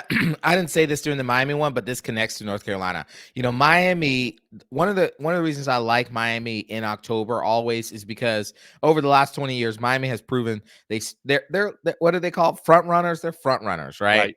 They start hot, they fade towards the end of the year. Well, the same has been true with North Carolina, and especially under Mac Brown. They start hot, everybody's talking about him in that baby blue, Michael Jordan. Oh, look at him. And then they fade towards the end of the year. I mean, last year they lost their last 3 games, right? Yeah. They lost 3 straight at the end of the year. And Max Johnson, yeah, I mean, he's the son of former Florida State, quarterback Brad Johnson. And so, we try to be respectful, but he's been a game manager at LSU, at Texas A&M. He hasn't really been the quarterback that's going to go out and win you big time games. Now, could he Right. put it all together and figure it out? Absolutely. That's possible. They do get his brother, Jake Johnson, that comes in as well. You know, again, because this is after Miami, so this is a home game after Miami. We're depending on how Florida State does at Miami. They'll be jacked for this. They'll be juiced for this. The crowd will be juiced for it. I have Florida State winning this game, but I'm not going to say it's going to be a blowout. But Yeah. I'll say that it shouldn't be. It should be at least 2 touchdowns Yeah. by the end of the score. I'm not sweating this one, but Yeah. I still think, again, you need to see what they are. But you Right. make a good point. I mean, this is still a team that comes in and they got a lot of preseason hype with Right. Drake May. Double overtime against Appalachian State. Yep. You beat Duke by 2 points in double overtime without Riley Leonard. Didn't even play in right. the game. And then, like you said, they go on to lose the last 3 games of the season and get absolutely smoked by West Virginia in the bowl game That's without right. Drake May. Without Drake So, May. right. So maybe that's a predictive of your future. So we'll see. I think North Carolina is still a TBD. It's a wait to see how that one goes. But I do like that one. I still feel good about that one. Now, the next game is probably what we would assume the toughest, maybe the biggest on the schedule here. Originally it didn't start well. I mean, this is a Notre Dame team that lost to Marshall a few years ago, but then they had a real big bounce back season. I am actually a big fan of Marcus Freeman. I think he's going to do well there. I think he's a great coach. I'm glad they stuck with him and didn't kind of write him off early on, for their sake, not our sake. But game 10 against Notre Dame, November 9th on the road. You have a bye week after this, so you can kind of just push all your chips into this game. They do get Navy before you and UVA after, so nothing crazy there. I know the Navy coach, Nia Montalolo, I think I said that right. He's now at San Jose State. I don't know if they're still going to run the triple option or not. He's actually an air raid coach. I think he just ran it there for talent perspective. But, sometimes those triple option games can really beat you up. So that could be interesting there as well. But they did go 10-3 last year, 4-2 versus ACC teams. They don't play in a conference. They were 5-1 at home. team talent rank. This is what makes Notre Yep. Dame one of the more dangerous teams on your schedule. Talent ranking in 2023 was 11th. Their scoring offense, and this is what I talked about too. They're one of the more balanced teams on your schedule. 7th on scoring offense, 39.2 points per game. 7th in scoring defense, 15.9 points per game allowed. Transfer class, kind of middle of the road, not great, not Right. terrible by any means. Coming in at 36. 2 4-star transfers, 6 3-star transfers. Now, here's the big takeaway with Notre Dame. They got some questions to answer. Yes, they do. You see a lot of red on these boxes if you're watching YouTube. They lose their leading passer, Sam Hartman. They lose their leading rusher, the Estime kid. They lose their leading receiver. They also lost their third leading receiver. They did bring in Bo Collins, of course, and they did lose their leading tackler. They also lost 2 really good offensive linemen, Joe Alt, who was a first-team All-American. He's gone too. So, again, man, the thing with Notre Dame, they have the talent. I think they have good coaching. This is a team that can be dangerous at home. They're good. Obviously, we said 5-1 at home. Man, it just comes back to, and I will say the other thing, the running back that they lost, the Estime kid, had 1,341 yards and 18 Man, touchdowns. he's a monster. Their running back number 2, 385 yards, 1 touchdown last season. Man. So you're losing 1,000 yards of production. Yep. And by the way, they have not signed a portal running back so far. So what you see is what you get unless they get somebody in spring. So That's right. Notre Dame is going to be your farthest road game, the coldest weather, the one of the most talented teams outside of Clemson. This is the one everybody had circled Yep. before we even knew the order, that this was going to be the hardest game of the year. I just think it also is fortunate that they lose so much. That it Yes. gives you a little bit of Yes. advantage. Now, of course, we know Sam Hartman's out. Insert Riley Leonard from Duke. Everybody's indifferent. I understand Yeah. Riley Leonard's a good quarterback. You put more talent around him, probably better offensive coaching. I believe their offensive coordinator even came from LSU, and Yeah. Matt Howson was the guy Yep. that was with with Jaden Daniels. So they actually gave him like a really great grade because they're like, oh, he's going to have great coaching. But I'm like, I get that, man, but Yeah. he's still more of a runner. And Right. and like when you look at what he did against good defenses last year, against Clemson and against Notre Dame, his numbers were pretty terrible. So Right. I'm still in a little bit of a wait and see with them. I think he's obviously better. He's a good replacement, but they lost a lot, and I think that's They going to did. help Florida State. This is the one I'm the most worried about. Yeah. But I still think if Florida State pans out to be the way we think they can, I think it's a winnable game. I absolutely agree. I think it's a winnable game. Do I think they would win? That's the question. Yeah. Yeah. Florida State is 5-6 in its history versus Notre Dame. They're 0-2. I'm sorry, they're 2-3 at Notre Dame, and they're 0-2 at Notre Dame in the month of December or of November. And this, I mean, it's not a rivalry, but it's just this game. Every time we play them, it's always just so tricky with them. Yes, they finally, Sam Hartman, him and his 3 kids and his mortgage and 401k, it's finally gone. But they get Riley Leonard, and we saw last year at Florida State a hobbled Riley Leonard, so it's Right. kind of hard to judge him. What we saw now, again, like you said, against better defenses, he really struggled. So he'll be healthy this time. He'll be at home this time. It'll be the cold weather this time. All those things. I think Florida State will be better as an overall team. Notre Dame will have talent on the team, but I think Right. Florida State will be a better overall team as well. And let's be real. The last 2-3 times that Mike Norvell has played a Marcus Freeman defense, he has lit them the heck up. So you think about back to 2021 when they opened the season. I mean, put 38 or 41 points on them. Yep. You think about the 2 games back to back when Marcus Freeman was the defensive coordinator at Cincinnati and Memphis with Mike Yep. Norvell's offense, put up points galore against that defense. So I would imagine that this is going to be probably a high scoring game. When I say high scoring, you're probably looking at a final score somewhere with both teams somewhere in the high 30s, low 40s. Yep. That's what I would imagine. Yeah. Notre Dame is coming off a bye week before they play Florida State. So that's key. They're coming off a bye week. Florida State is coming off of playing North Carolina Miami, and Duke. So Yeah. this is the toughest stretch of the season. The ACC did not do Florida State any favors Right. here, Right. Yeah. which though I think is good.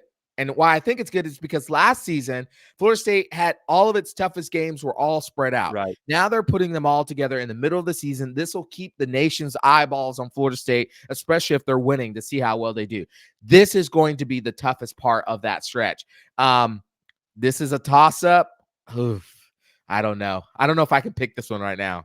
It's tough to say. I think you just got to wait and see after the spring to really kind of feel this one out a little bit better. Yeah. I will say when you look at Riley Leonard had an amazing season in 2022, their breakout season at Duke. That's right. 2,900 passing yards, 700 yards on the ground, a ton of touchdowns, 33 touchdowns, but they didn't play anybody. They didn't play anybody good. Last year, this was before the injury in the Clemson game and the Notre Dame game because he literally got injured on like the last play of the Notre Dame game. So you can count the whole game. Right. Against Clemson, 51.5% completion percentage, 175 passing yards, 0 touchdowns, 98 on the ground and 1 touchdown. Again, he's a good run threat. Right. Versus Notre Dame, 44.4% completion percentage, 134 yards through the air, 1 touchdown, 1 pick, 88 on the ground, and 0 touchdowns. So he's not done good against great defenses. So that's, to me, what is really going to kind of be the X factor here. And, Notre Dame does have that history of kind of blowing big games. So yes, they do. it'll be interesting. But I do think, at least most of your tough games aren't like front loaded last year with Clemson and LSU in the same month. But yeah, like you said, this is a bit of a tough stretch. And I guess I missed the bye week. I just looked at the team before they played. But yeah, that could be a little advantage there. This is going to be a tough one. It is what it is. Like if you were going to predict 11-1 versus 12-0, it's kind of like I did last year. I picked them to be 11-1 with the road game at Clemson because of the environment going on the road, the way things are, the talent that they have. It was all those things. Now, of course, I adjusted that when they got blasted by Duke. That's right. And we could see Notre Dame play out a whole different way. You may not be worried about this game by the time it comes around. But at the same time, this is probably the one that you're going to point to that could be that loss, which stinks because it's late season. It is playoff season, but it also doesn't count towards your ACC. That's right. So it doesn't really matter. Like you can still get that automatic qualifier bid.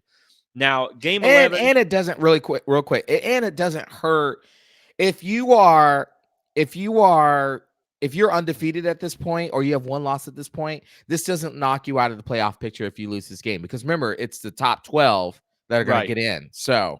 Right, and you can still snag that automatic qualifier bid by winning the ACC. And That's there's a good possibility because, when you talk about teams that get overhyped every year, or like a Miami or whatever, everybody's already like, oh, they're in the top whatever quarter to ACC. It's like, for what? For what? They haven't won in 20 years. Notre Dame is another team that gets love in the polls no matter what. So that's right. It's a good possibility. This is going to be one of your ranked games. I honestly, man, looking at the schedule, if we're being honest, it's kind of cheeks. You know what I mean? Like when you talk about the schedule. So like with Clemson probably losing to Georgia, unless they upset them now. If they lose to Georgia, you might only have maybe about 2-3 ranked teams. Miami could get ranked. Maybe. We'll see. Florida's going to be terrible by the time you get to them. We'll talk about that next. But let's just quickly touch on game 11. Not a whole lot to say here. Game 11 against Charleston Southern, 11-23 at home, coming off of a bye week after that Notre Dame game.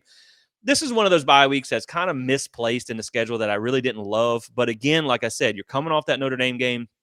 You get that extra week to basically prepare for Florida. You get 2 weeks to prepare. Well, really 3 weeks when you get game week.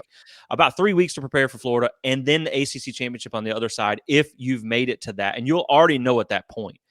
So this Charleston Southern team, they were 4-7 last year, 2-4 in conference, 0-5 on the road. Now, I will say it was their first season under a new staff. Shouldn't matter with an FCS team. They did play one Power 5 team last year in Clemson, lost 66-17. I did note that game was 24-17 at halftime. So they did sneak up on Clemson a little bit, but I think that was more to do with Clemson than Charleston Southern. This one should be a blowout. Honestly, we talked about this before the game or before the show. Like, as gently as you can say this, I think from last year, the things that you learned. This is last year. Remember, North Alabama was senior night, and Mike Norvell said, "What am I supposed to do? Not play a senior on his last home game in Doak because of the opponent?" Right. Well, it's not senior night this year. No, Florida is senior night. So to me, honestly, you probably knowing what happened last year, and you feel better about Brock as your backup now than Tate. I don't know if DJ even plays in this game. I don't think you take the risk. I think that's going to be a lesson learned, and you have another game where they can get their last game at Doak.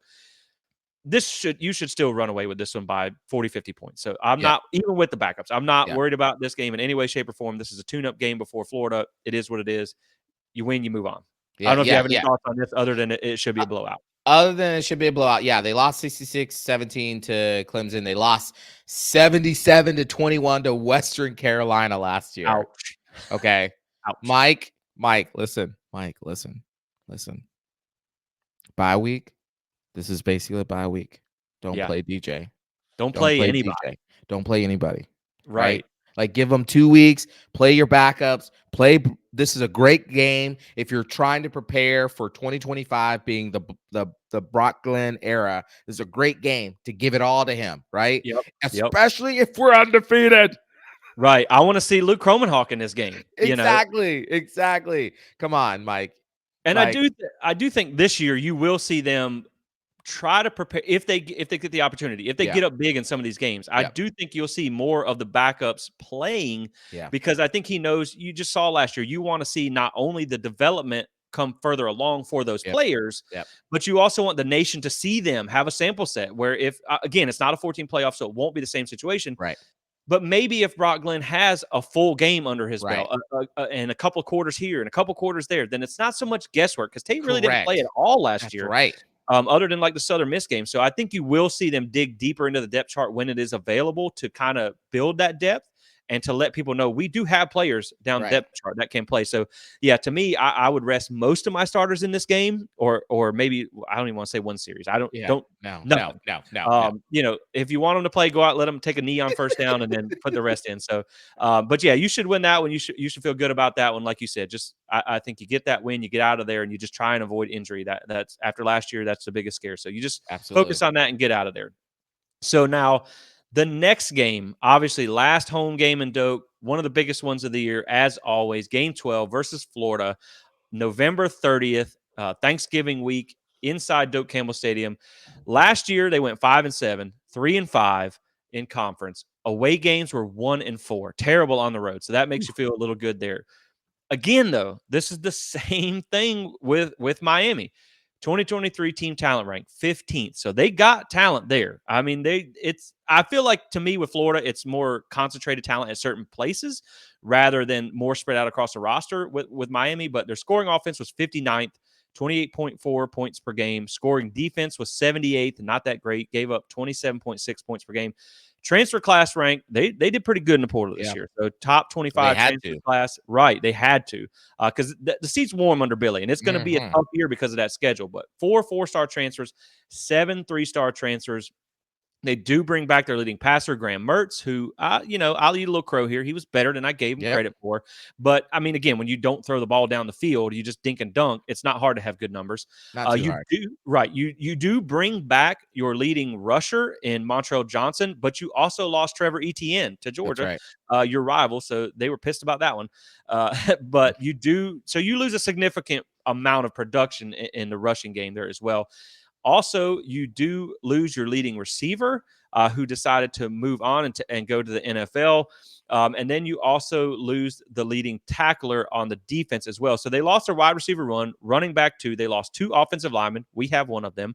And then they did lose on the defense. They lost their defensive end, a safety, a linebacker, a defensive tackle, and 2 cornerbacks. So Yeah. man, now they have a talented receiver, a freshman receiver who can put up some numbers for them, but losing some of the production that they did on offense and just looking at that schedule, man, it's going to be brutal. I mean, when you talk about Florida, now here's the interesting thing about Florida. If they beat Miami and they get them at home, there's a good chance they could start off 5-0. I mean, they got like Mississippi Yeah. State, Texas A&M with a new coach. They could start out well. But, buddy, it's Woo. gonna go downhill fast. So, first off, they get Ole Miss before you, who might have one of the best transfer portal classes out there right now. So they're gonna be a title contender this year. Then the SEC championship is the week after Florida State, so they're pretty much free that weekend. They don't have anything to worry about there. But you look at the schedule, man. Coming off a bye week before Halloween, they get Georgia, at Texas, Yeah. LSU, Ole Miss, Florida State. Yeah. I mean, I don't know if Yeesh. forfeiting would be better, but like If you need to put in if Billy needs to put in a PTO request, now's a good time to do it because it's gonna be ugly for that one. I mean, it's gonna be bad. And I'll say this, and I'll kick it to you, but the difference to me with Florida and Miami is they both have that similar level of talent. Yeah. Florida, I don't think Napier's a bad coach, and this is No. something. This is why I want to have that Big Three episode. He's just had an unreal gauntlet to go. I mean, they have had Yeah. an insane amount of tough schedules, and 2024 didn't do them any favors Yeah. at all. Yeah. So the back half of that schedule is absolutely brutal. So I think Florida is, they have the potential to be decent. I mean, they got a returning quarterback, they got a good running back, they got some of these guys, but how invested are they? And we know it's a rivalry game, so they'll be excited about that. But they're going to be on the road inside Doak Campbell Yeah. Stadium, coming off of potentially 4 losses, could be your 5th straight loss. That's Yeah. that's a big ask for somebody, Yeah. Yeah. especially if you have a lame duck coach that I don't know. Maybe he might not even be employed by then. If they lost 4 straight, you just don't know, man. Yeah, I look at the schedule of Florida and I'm just like, yeah, you could. If you beat Miami, you could be undefeated and everybody be celebrating and like, look, we're big and bad.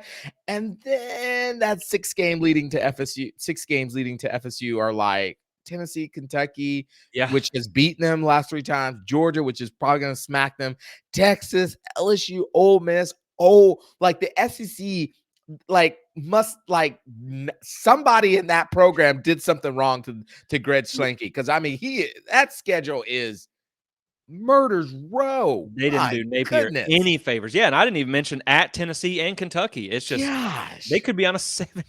They could lose the last 7 games of the season, Listen, and and I would love here's it. I'm here no, for it. I'll be all for it. I'd be all for it. Here's the thing about Billy Napier, or as they call him, Billy Taggart. Um, He's actually a pretty decent coach. I mean, I he can agree. develop players. He can recruit. So he has the opposite problem of Mario Cristobal, right? Right. Mario can't coach and can't develop, but he's a great recruiter. Billy can coach and can recruit and can develop, but I think he's a terrible CEO of a program. I mean, the dude literally went out and hired the Rural King store manager for his defensive coordinator. You know, I Yeah. mean, like that kid, that Austin, whatever his name is, he Bobby just Hill. yeah, he's just talking a bunch of gibberish and don't even know what he's doing. That Yep. they had to go out and hire a co-defensive coordinator. A Yeah. co-defensive coordinator. That basically means, look, I can't fire you because I owe you too much money, so I'm Right. going to keep you on, but I'm going to have somebody else call the plays. That's basically what he did. Right. Right. Special teams is a huge issue every time under Billy Napier. What are they doing there? Now, listen, I need you to keep doing it, but I'm just questioning. Exactly. What are you doing? Exactly. Graham Mertz, as you, I eat crow. I'll eat crow. He's better than I thought, but also when you deke and dunk down the field, Yep. are you really that good? You're basically running Wisconsin at Florida. So what is Right. that?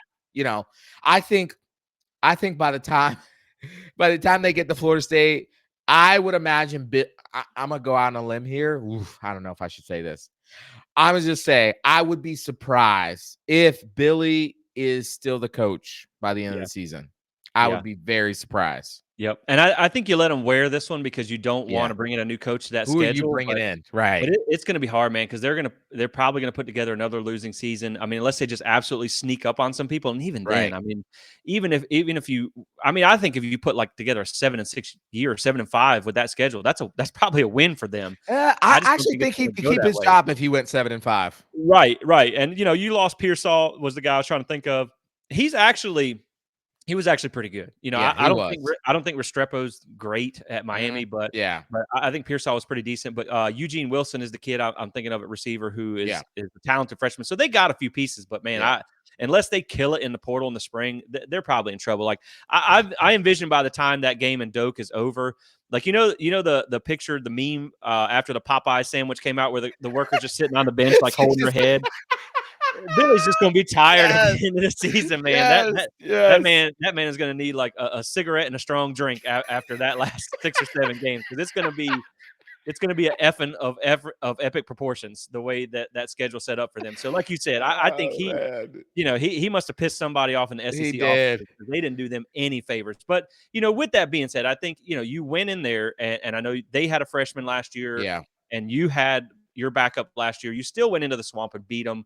Yep. I think this year getting them in Doak Campbell Stadium, I think that you feel like DJ Jordan I feel like was better than Graham Mertz. I think DJ is as good or better than Graham Mertz. So I think when you just look at that situation, I still think Florida State's going to get this one done. Yeah. Yeah. I I have still think this. they Yeah. get. I still think they get the win. Maybe if they weren't on the back end of a losing of a tough stretch like that, maybe, but I don't know. So, with that being said, guys, that wraps up every game on the 2024 schedule. I'm excited for it. I think this is a very manageable schedule. I think it sets Florida State up to have another very successful year. And with that being said, we'll wrap up the show with kind of a where we feel pre-spring win-loss Yep. prediction. Yep.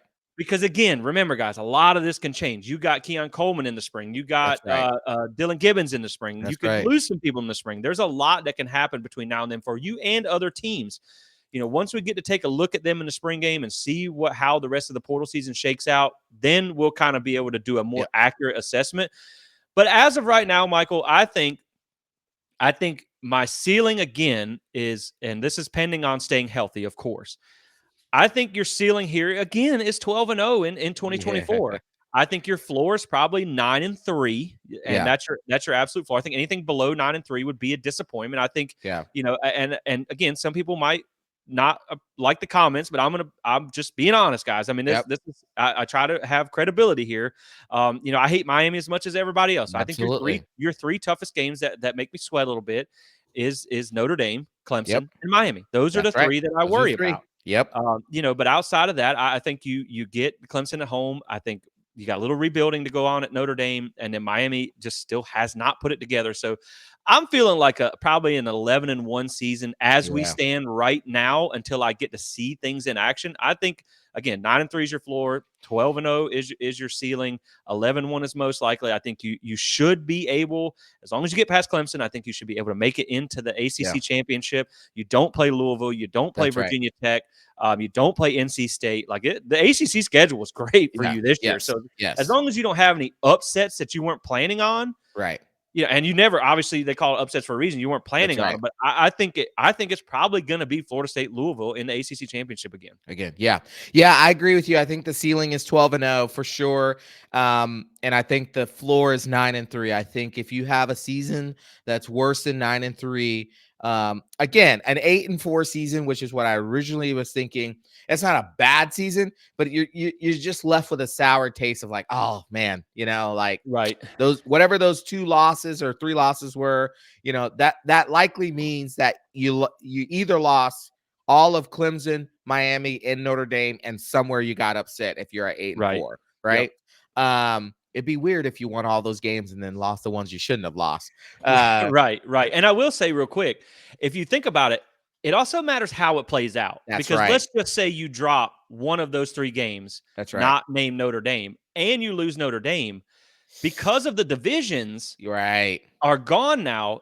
If you have one ACC loss, there's still the potential that you could make it into the ACC championship and then into the playoffs as a 10-2 team. Correct. Yep, that's a really good point. I'm with you at the same time too as well. Right now, I have, because we don't have as much information as we need on Notre Dame, and because of the history, I have that down as a loss right now. So I have this down as an 11-1 season pre-spring. Now, after spring, when we know what the roster looks like for Notre Dame, when we know what Florida State looks like better, when I'm going to watch that I'm going to try to watch all of the big 3 games, spring games, so I can watch as well. Once I kind of know that, then I'll be able to confidently say this is what I think the season could be. Yep. But right now, pre-spring, I have them at 11-1 with a loss to Notre Dame going into the ACC championship game. Right. And I think again, it is hypothetical to some point, because remember last year I was like, okay, Clemson's going to be tough. And I picked 11-1, and then you see them lose to Duke and you're like, okay, we're going 12-0. It is what it is. 12-0. But that game still went to overtime. That's in right. Clemson, so you just never know. But yeah, I think we'll learn a lot after the spring and the spring portal period. But again, this schedule to me, I give it like a 7 to 8 out of Yeah. 10 out of happiness. I didn't expect that from the ACC for sure, but I think this sets you up for a great year. It's a very manageable schedule. Yeah. I think your road games are very manageable. You get a lot of good home games here that you feel good about winning, and so man, I'm excited. I'm ready to get into it. That's right. I know I'll be at Clemson in Florida and the Duke game, so hopefully I can see there. I know you'll be at every home game. That's I'm going to right. try to be off at least for every game so we can hit up the post game shows for all of these this year. I'm just excited, man.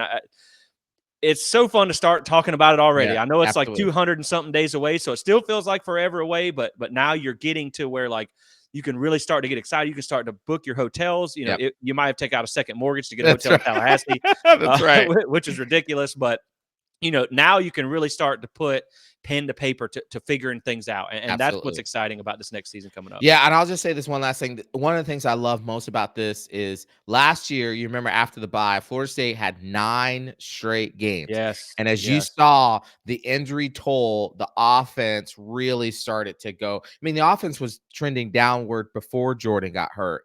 And then it got hurt, and then it kind of fell off the cliff there. So what I love is that you have 3 buys, though we would have loved them to be placed just a little bit differently. right. You have these 3 buys now that now you have these markers. So where if you have injury, you have these strategic times in the season where you can rest those guys, where you can get those guys healthy. So now you're not going 9 games and you're just trying to piece together an offense. So that's what I love most about this schedule too, Yes. that the way it sets up.